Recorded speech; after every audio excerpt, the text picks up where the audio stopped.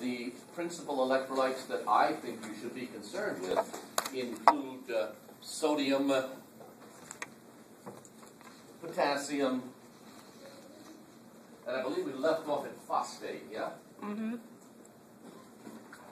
Can any of you associate phosphate with any other ion other than potassium? Magnesium? That's not the first one that should come to mind. Calcium? Calcium, okay. Calcium phosphate, anyone? Mm-hmm. Where? The bone? Bone.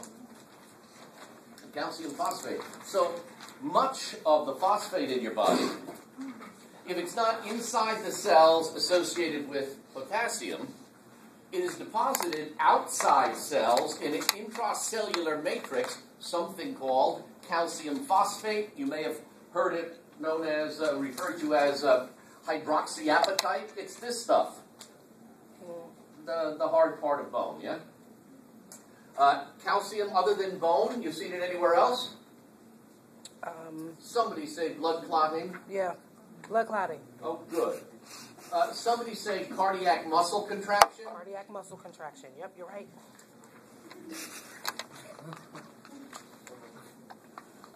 And so calcium imbalances may be associated with abnormalities in bone, blood clotting, cardiac rhythm, and so on. Yes, no? Mm-hmm. Anybody remember the two hormones that regulate calcium levels in the body?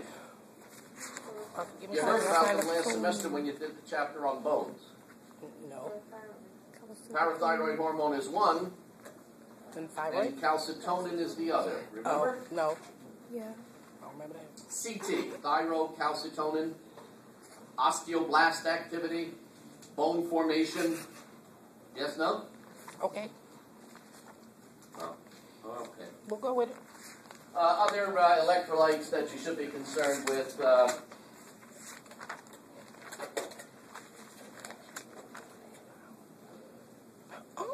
Iron, anyone? Where have you seen iron? Blood.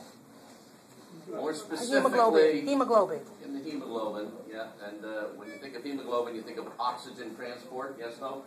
Is that a 3 plus for the FE? Or Fe two? plus 2 or plus 3. Right, Occurs okay. in two forms. Yes. Ferrous and ferric. Remember that Yes. little dissertation? Yes. Iron anywhere else, anybody? Bone? No. Wait, When you guys talked about muscle tissue, did you Oh. talk about myoglobin? Yeah, I remember. Myoglobin, anybody? Myoglobin is to muscle what hemoglobin is to blood. Oh. When you go to the grocery store and you buy a piece of red meat, yeah? Mm-hmm. The redness in the meat is a function of how much myoglobin the red meat contains. Skeletal muscles are so extravagant. They burn so much energy. They consume so much oxygen. They have a specialized oxygen-binding compound called myoglobin, which allows them to steal oxygen from the blood more so than any other tissue in the body. Skeletal muscles, yeah? You know, when you eat in fowl, there's white meat and dark meat, yes, no? Yep. The dark meat has more myoglobin.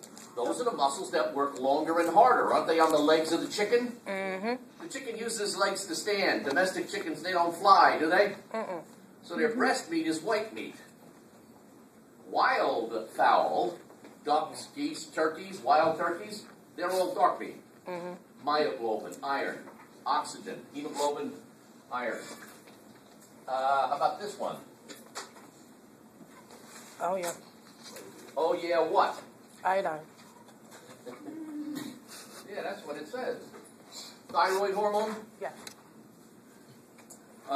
Next week we'll learn about thyroid hormone. And it's a real simple molecule. And iodine levels are certainly relevant and associated with thyroxine. Anybody know what thyroid hormone or thyroxine is associated with? Thyroid. Metabolism? Other than the thyroid. Basal metabolic rate. They are the thyroid hormone mediates oxidative phosphorylation, the aerobic activities that take place in the Krebs cycle and the electron transport chain inside the mitochondria. That's thyroxine-mediated. Basal metabolic rate, BMR. You're late again, twice today, twice every day. Iodine, thyroid hormone. There are other, these are the important ones. If you're familiar with these and what the text has to say about them, if you ever open. Anybody here not own a textbook? For those few of you who raise your hand and say you've read it, you've made a meaningful investment. Those of you guys who never read it, why'd you bother buying it? These things are expensive. You're going to save yourself a couple $100. $250. Yeah, that's a lot of money. Yeah. And see, you won't be able to get that back if you sell them used. So, at any rate, Pretty much. the next topic for discussion in chapter 26, addressing this regulatory function in the body, is pH. Mr. Aristide, Ms. Asbury, if I were to ask you what is that magic number that is most often associated with the average healthful pH of most body compartments, you would give me the number 6, 7? No, 7.8. 6, 6.8, 5, 4, 3, Nothing is 2, 1. 1.8. I was close. Remember when we talked water about is 7. blood, and we said arterial blood's pH was about 7.45, Yeah. and venous blood was 7.35. Typically, the average pH of most body fluids are blah, blah, blah. 7.4 happens to be that magic number, yeah? And I bring up, and I raise the question of pH to you folks to suggest to you that all the biochemical reactions that take place in your body, the sum total of your metabolism, most of the biochemical reactions that constitute your metabolic well-being are pH sensitive. They have optimal levels of pH at which they function most efficiently. Variations from the optimal pH alter the rate, the efficiency, and thoroughness of a biochemical event. Most biochemical events occur at a pH of around 7.4 optimally, but there are noted exceptions throughout the body. We know of several exceptions to this pH as the 7.4 as the idealized pH value or number. What's the pH of the mouth? 6.8, 6.9 optimally, yep. What's the pH of the stomach? 0.8. 0.8 Doyle numbers, your text says 1 to 3, but pretty acidic, yes? What's the pH of the duodenum? 8.0. 8.0, yes, no? What's the pH of your skin right out of the bathtub? 7. 4.5. Oh. Yeah, it's pretty acidic. That's why when clean skin discourages bacterial growth. Oh. As time passes between your last trip to the bathtub or shower, the sebaceous glands, the sweat glands, the stuff that you secrete onto the surface of your skin, raises the pH of the skin, invites and encourages bacterial growth. And if Junior doesn't take his bath on Saturday nights, he's going to get eczema. He's going to get some skin disease because the pH will rise to around a neutral level, and that will encourage bacterial growth and so on. At any rate, So clean skin, you said was 4.5 or something? 4.5. Okay. Yep. In the course of a day, the bacterial population builds on it because you perspire. Your perspiration contains nutrient material for many of the bacteria. I heard this on the news yesterday. When you walk into a room, you bring 36 million new bacterial particles into the room.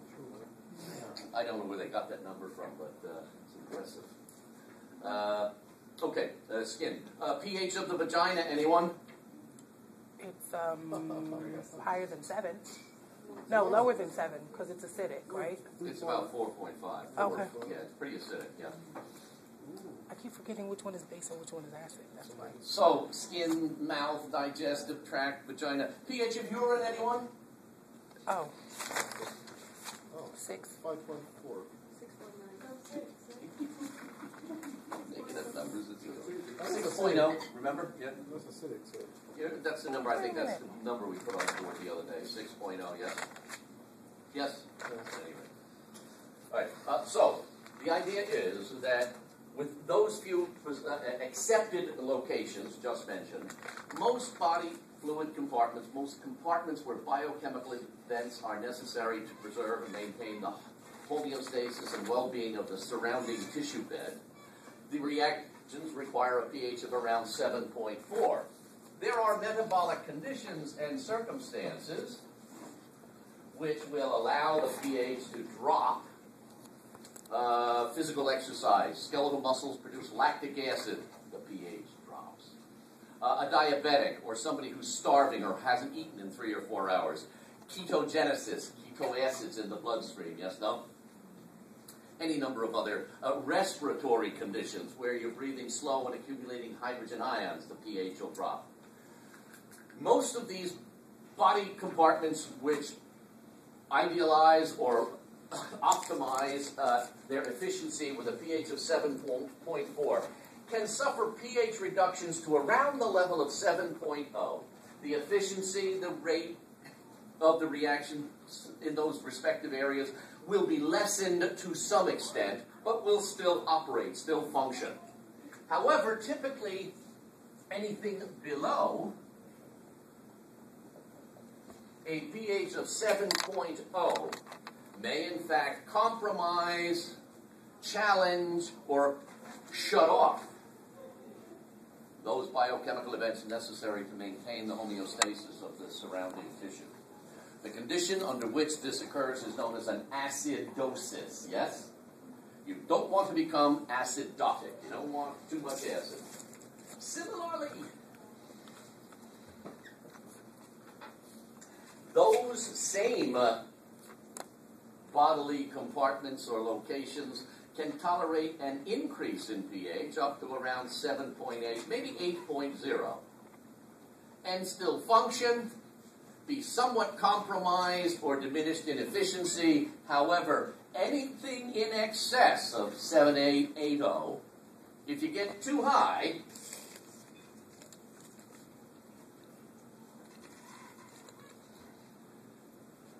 you're then going to suffer what's known as an alkalosis.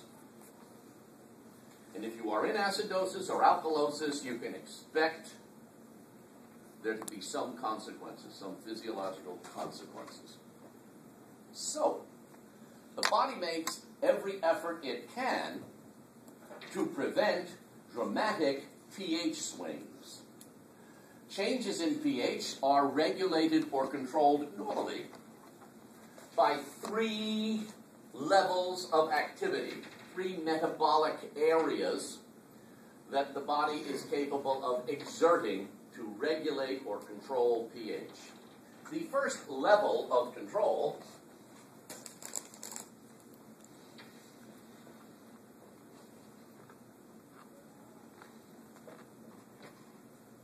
is the body's enlistment of a series or a variety of chemical buffer systems.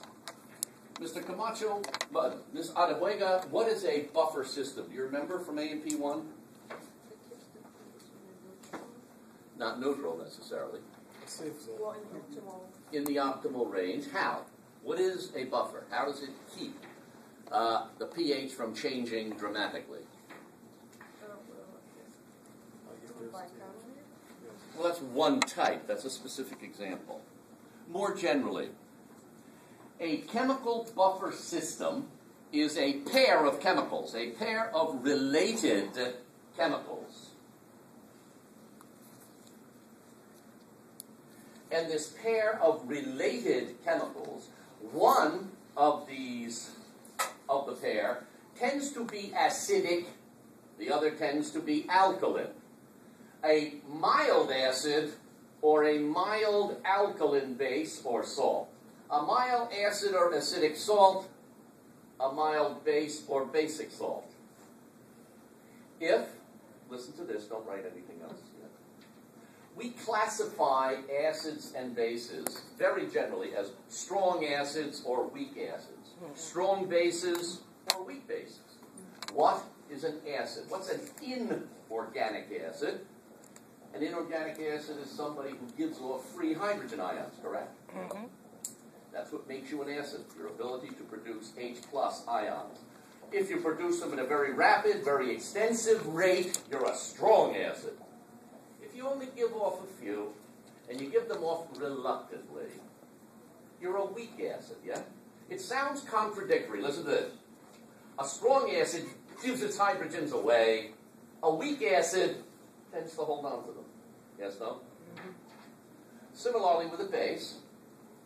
A strong base is something that gives off free hydroxides or accepts hydrogens readily. A weak base gives off few hydroxides and accepts hydrogens not so readily.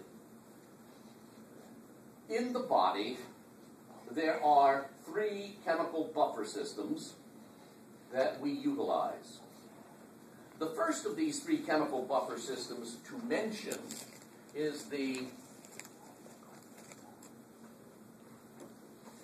carbonate buffer system. And the carbonate buffer system is comprised of 2 chemical compounds that are related to one another. The 2 chemical compounds are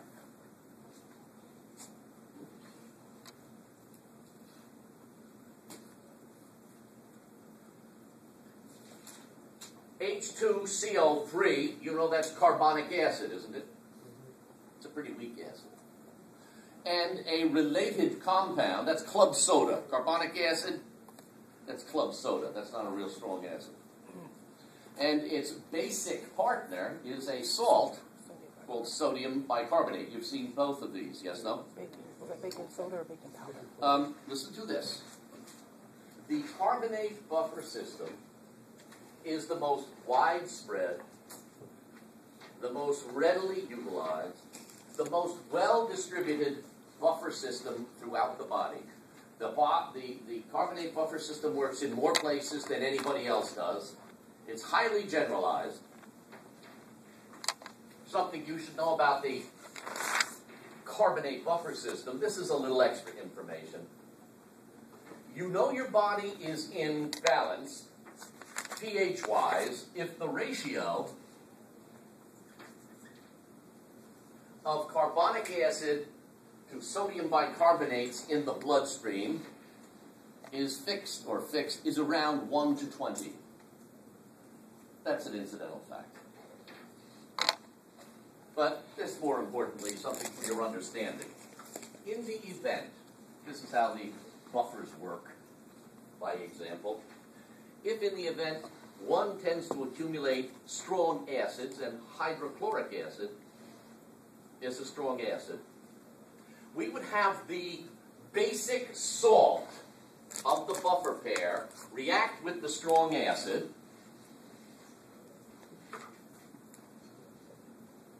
and carry out what's called a double substitution reaction, where the sodiums and the hydrogens exchange places, and you produce a salt, which is neutral, and a weak acid. You convert the strong acid into a weak acid.